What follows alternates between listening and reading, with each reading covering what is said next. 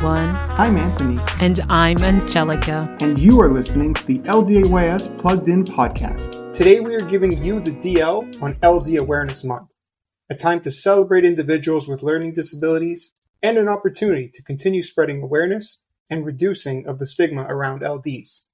Before we get into the episode, let's give you some upcoming news.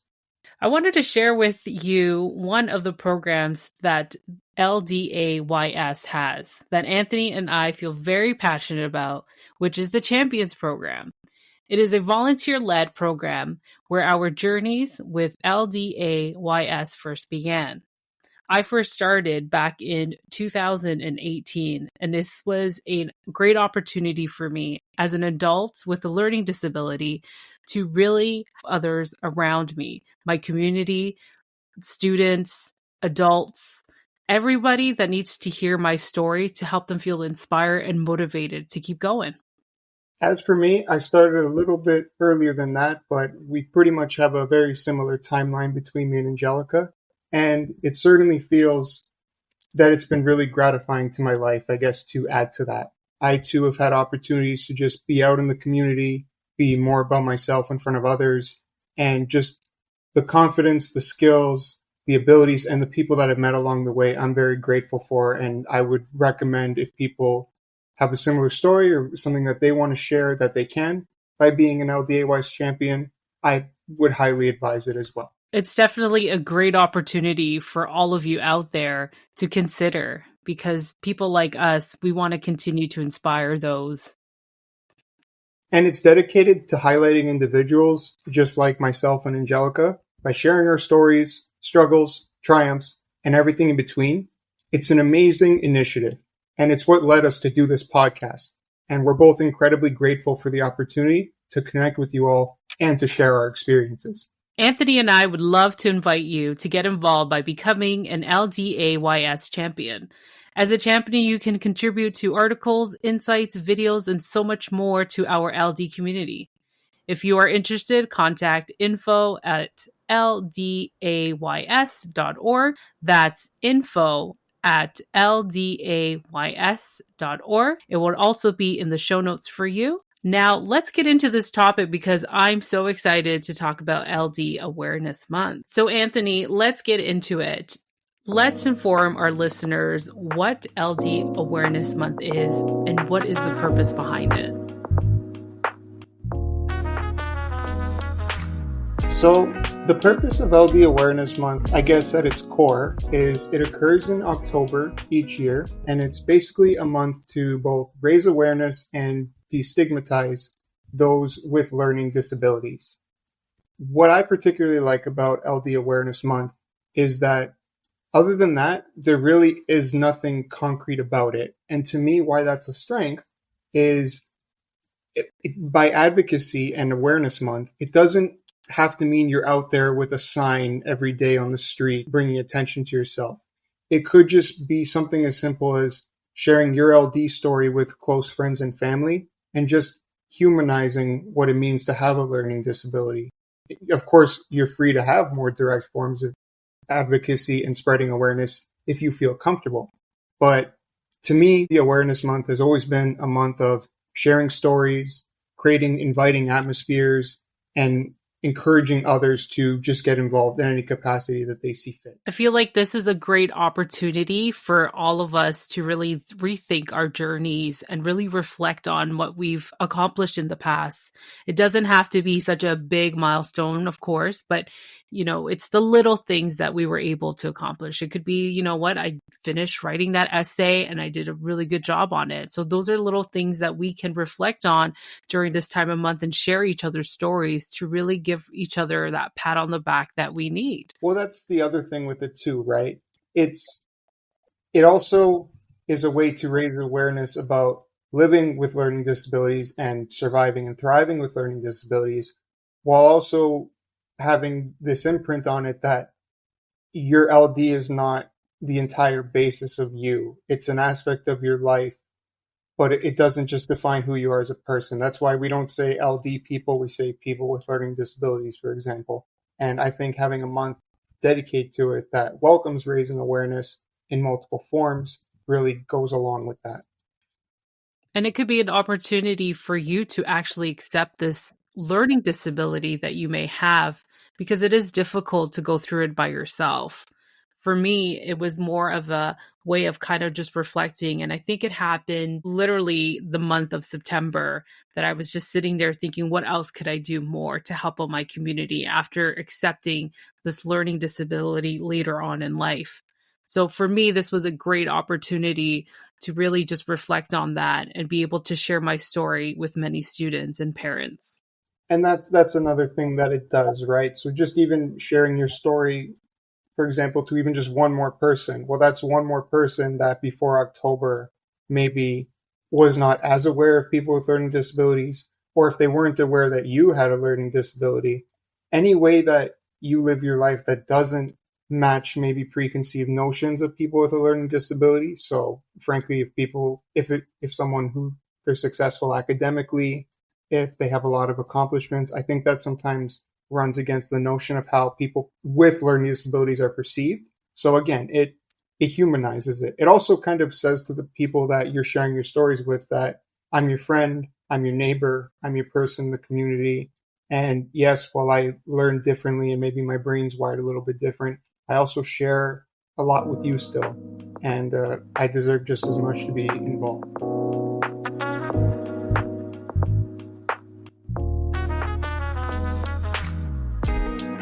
Removing the stigma is another thing when it comes to having a learning disability. A lot of people have this misconception, like you mentioned a little bit, but also being able to share others what it's really like to have a learning disability. Let's remove the stigma. Let's accept people for their learning differences and how they learn differently, and let's help them out in the workplace, at school, even how we interact with our friends and family.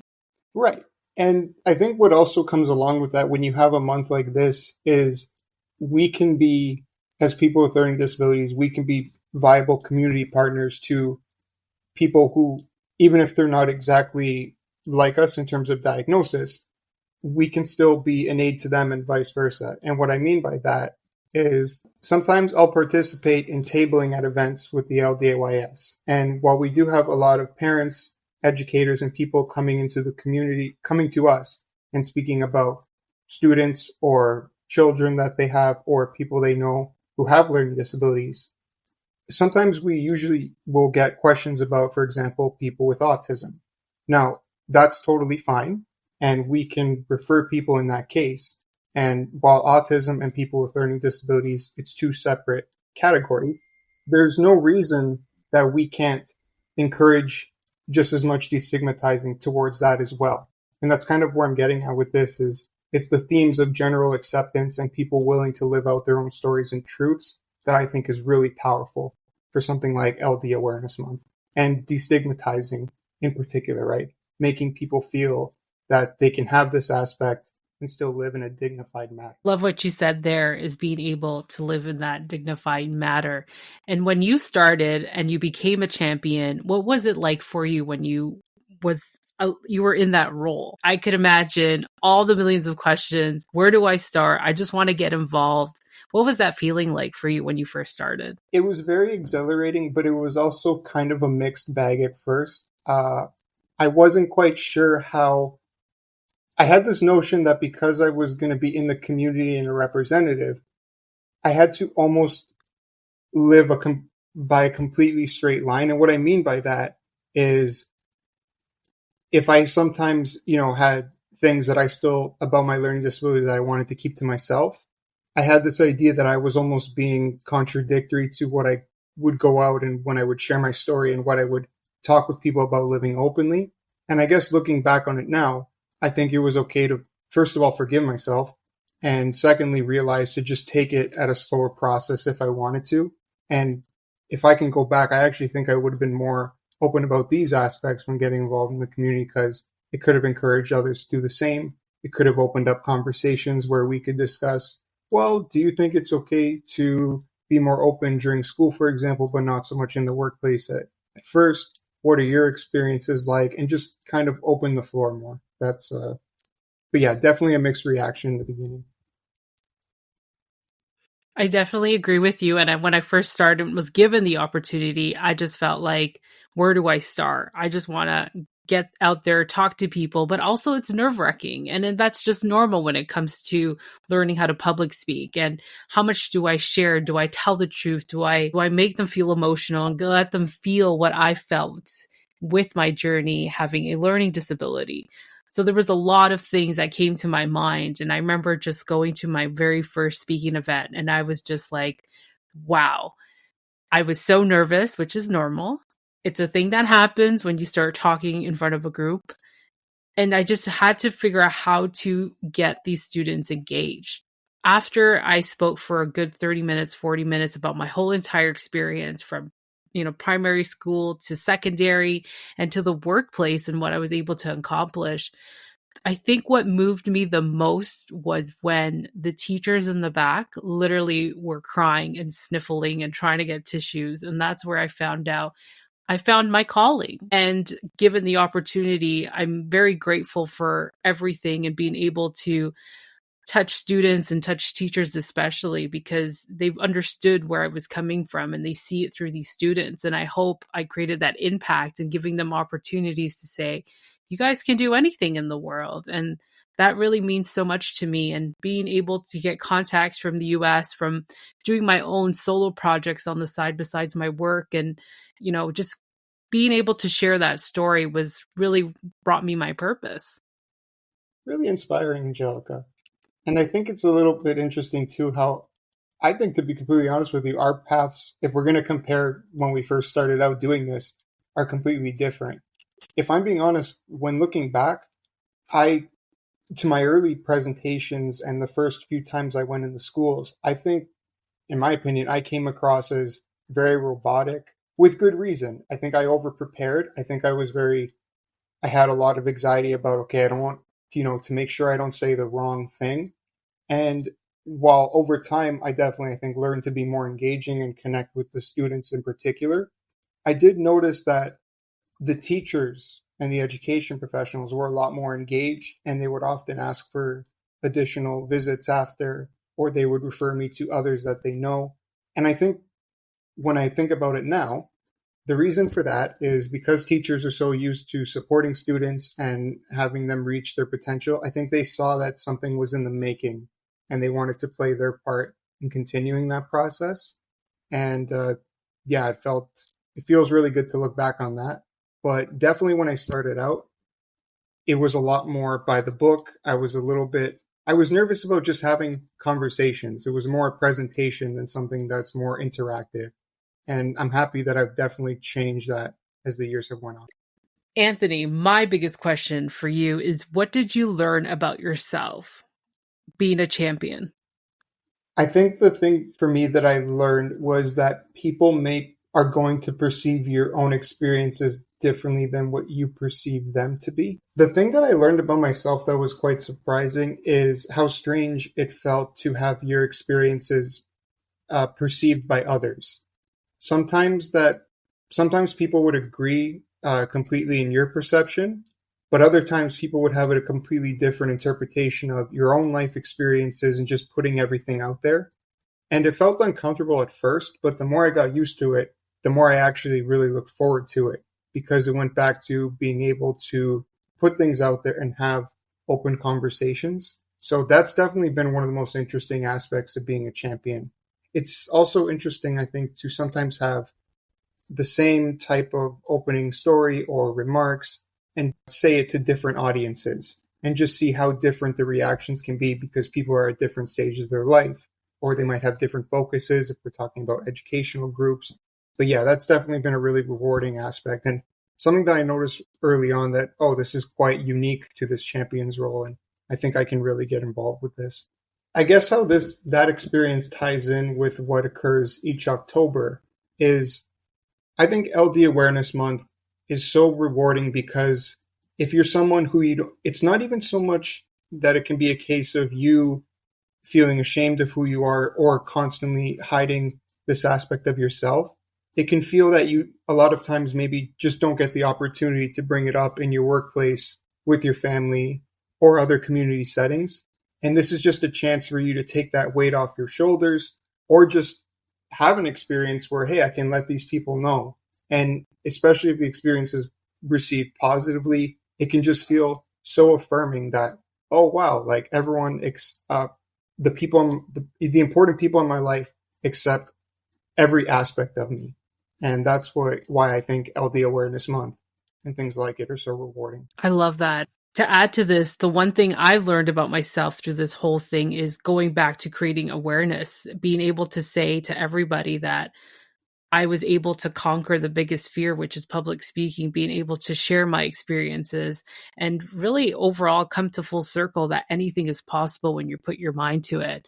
And one of the things that really touched me throughout this journey is the fact that creating that stigma. And I feel like every time I'm out there is let's remove that stigma. Let's create that awareness. Let's remove that all these words that come at us that we've experienced through our childhood, through school, through the workplace. And we just want to tell people, hey, just because we have a learning disability, we do have strengths. We do know how to work. We do know how to talk to people. It's just we learn differently. We just need a little bit of a combination. And that's where I feel like the Awareness Month is really important for us to There's share. power in being able to rewrite your own narrative. I think that's what you're getting Exactly. across, especially if this can be someone with an LD or someone they know with an LD and it's their first time really tapping into, well, what's LD Awareness Month all about? That's another big aspect of it. Being able to bring the power back to you and share what your experiences have been like through your own perspective.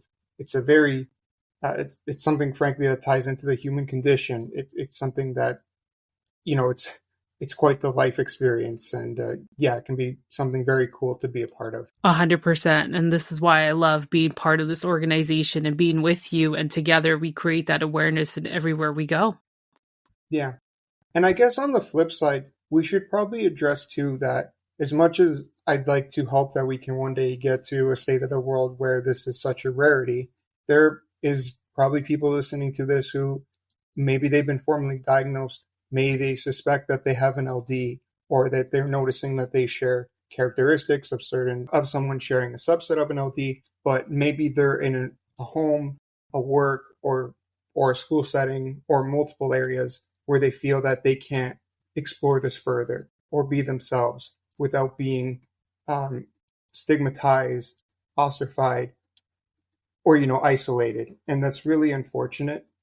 Where LD Awareness Month, I think, can still come in is it almost allows like support groups and organizations. So whether that's the LDOS, for example, to put that beacon out and that lighthouse, if you will, to say, hey, we're over here, we exist. There's certain maybe safe spaces where you can go and learn with others who are like you about what it can be like to both live and live openly. And that's another aspect, I think, of LD Awareness Month that's interesting, is it kind of allows people who are dedicated to uplifting others who have LDs to stick their necks out and just make more welcoming atmospheres all around. So, Angelica, you and I have been doing this now for multiple years, and I'm kind of curious, how has doing this changed your views on LDs, for example? Just, is there an aspect of it that maybe you viewed it differently when you first started being a champion or started getting more involved with LD Awareness Month, that you can say, oh, this is, even if it didn't change, like maybe you've had a lot more knowledge backed up in this aspect of having an LD or something like that?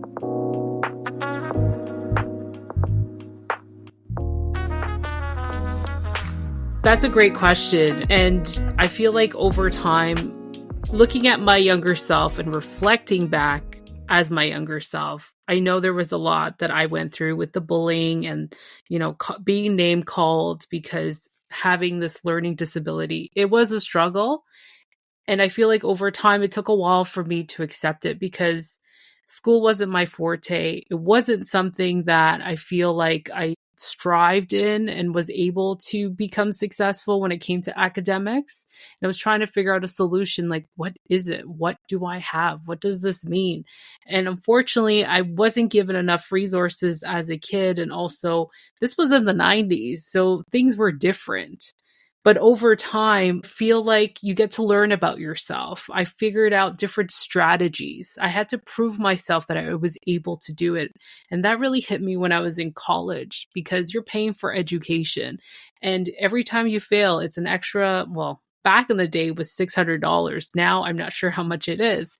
But it's just a constant struggle between yourself and your mind and trying to say, what is wrong with me? There's no cure. There's no magic pill. There is nothing that's going to help me remove this. It's a part of me. It's a part of my personality. And I feel like as I got older and had that epiphany moment one time in my car, I've shared this story before. It was before an interview. That's where I sat down and reflected, waiting for this interview to happen. And I'm thinking, why am I so hard on myself? If I let myself go a little bit and let things be, then it wouldn't be so hard. Maybe I would have done better in school, but then it wouldn't led me to these certain opportunities that I currently have today, which is so weird to say. So it took me a while to feel confident. And once I realized the little milestones that I was able to achieve throughout my life, it made me feel good about myself. And it did change over time. And now just being part of this program and creating the awareness and trying to remove the stigma that anybody can do anything. We just learn differently. That's my goal. I just want to share my successes to others because I want them to feel like they can do it too. Did you feel a lot more confident in yourself and your abilities once a moment like that happened? Definitely. It takes a lot. It may take years for a lot of you out there. It may take like a couple years, but it's just, you really need to believe in yourself that you're able to do it. I know it's easier said than done, but overall, it has to come from you to say, I have this learning disability. I did X, Y, and Z. I was able to do A, B, and C. And just to be able to appreciate what you were able to do for yourself in order to go through these hurdles, because it's not an easy journey. You're constantly fighting with yourself and the world. What I'm hearing, Angelica, is it sounds a lot more rewarding for you as well because you truly felt that you were capable of doing so much more in that moment. Now, that could just be my interpretation, but that's why I think something like LD Awareness Month is such a powerful tool because, they call it self-stigmatizing for a reason. And maybe this is my own bias, but I think you can be the hardest go-getter, you can plan as diligently as you want, and you can be even extremely talented. But I do think with something like a learning disability, if you're actively hiding it from yourself. I'm not talking about, I'd prefer not to disclose it in a setting. I'm talking about, I ignore this as much as possible mentally. I almost pretend it's not there and I compartmentalize it to the best of my ability. I don't think you can really ever achieve a full potential just because it's like in that little corner and it gives you that little zinger in the heart that, but I'm still this at the end of the day because of the way you view it. And I think something like LD Awareness Month can really help you just finally breathe and say like, no, there's nothing wrong with this. It's just a different way of going about things. And once that door is open, then the world is truly your oyster. Like you can accept, if it's okay to learn differently, I can be at a different stage than others. I can plan things a little bit differently and it doesn't have to be perfect, but I can still strive for ideals and strive to be the best version of myself. And that's why I think a time like LD Awareness Month is such an important annual thing. Yeah.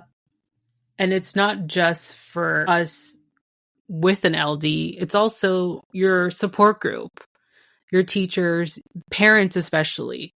I have to thank my parents for pushing me to my limits and really being my cheerleaders and really telling me, do whatever you want. You want to go to school for this? Go ahead. We'll support you. You want to open up a small business?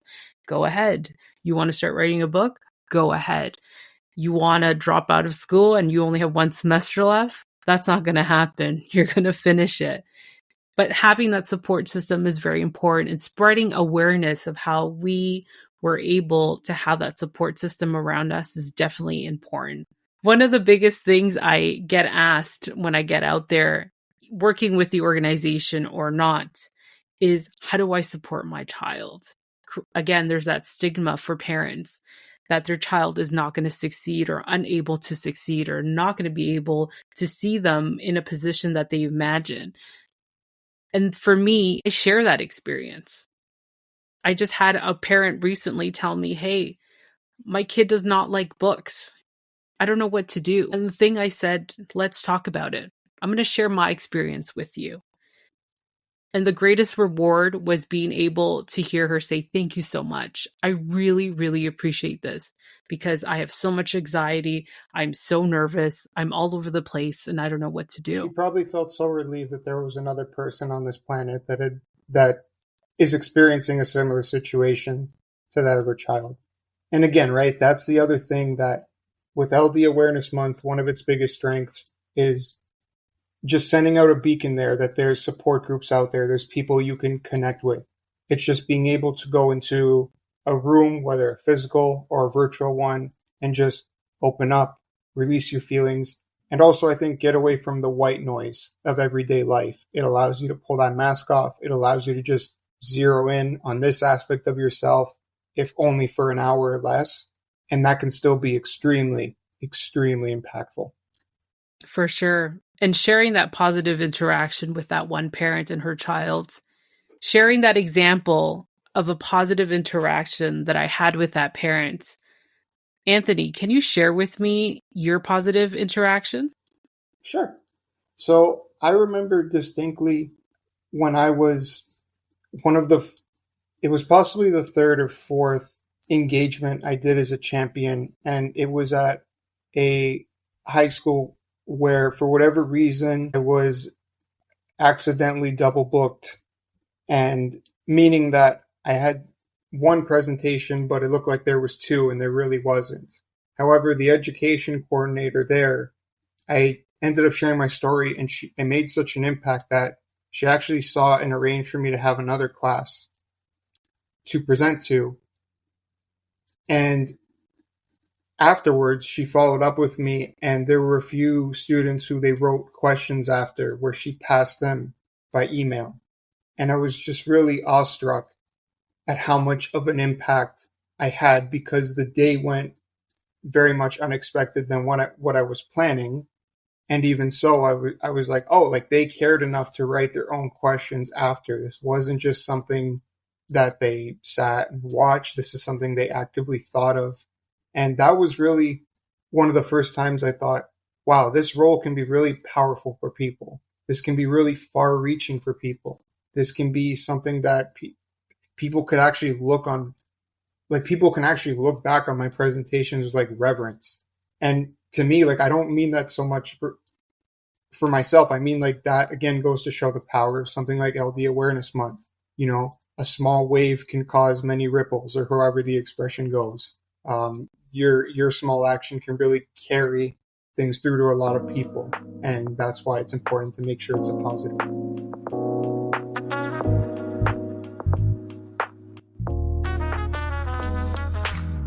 Anthony, what are some strategies that our listeners, if they are interested, can get involved? So I think there's a lot of ways you can be involved. And I guess more direct ways could be such as, you know, whether that's being a champion, starting a YouTube channel, or, you know, a podcast. But the thing about LD Awareness Month that I think is one of its greatest strengths is there's even indirect ways that you can be involved. One of the things that when I was first learning about just the importance of being able to love and accept yourself, is this idea of not punching down. And what I mean by that is, let's say, for example, that maybe you don't want to be open about having an LD at your school or your workplace.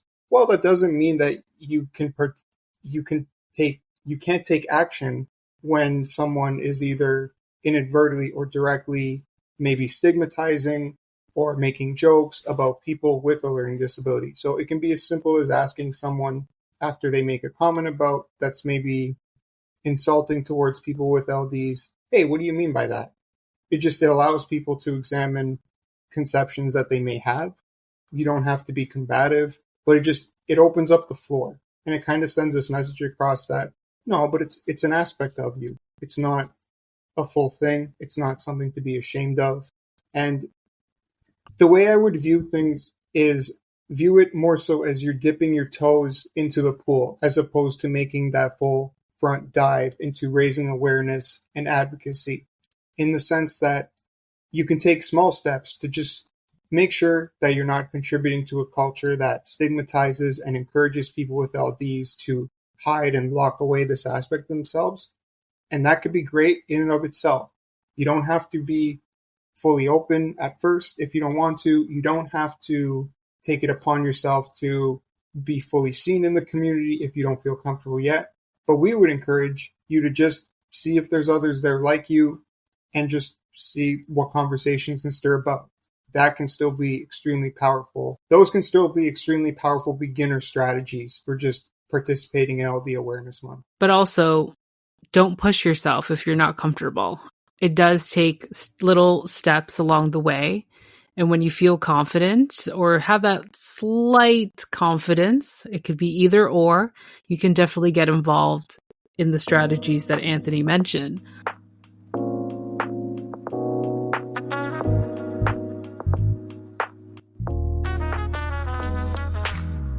I think a great way to get started is finding groups with people with a learning disability.